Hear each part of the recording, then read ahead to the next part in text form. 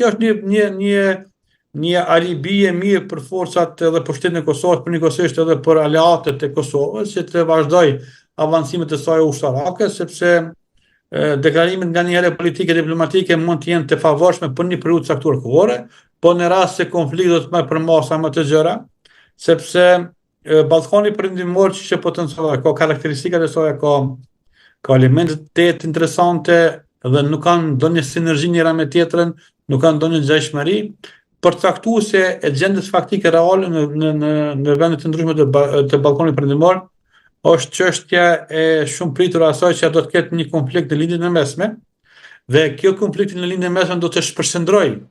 vëmendjen e Shtetit Bashkuar të Amerikës dhe do t'ia mundësonte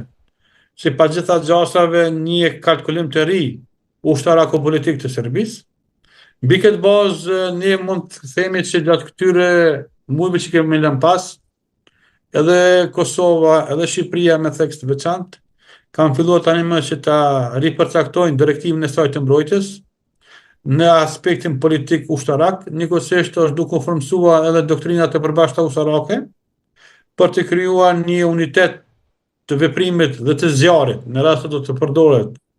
Madje deklarimet që janë bërë nga ana pale serbe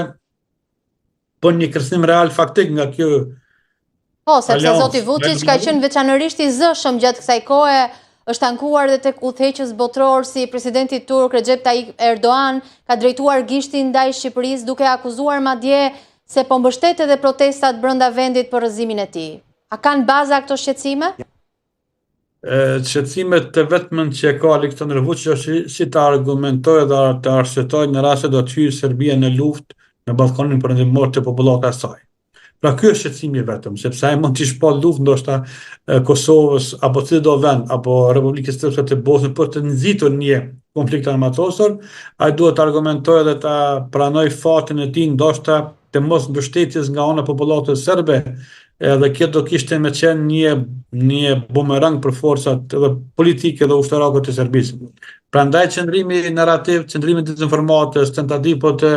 kontaminuar çështjen e zhvillimit ushtarak dhe njëkohësisht forcës rajonale të NATO-s 3.0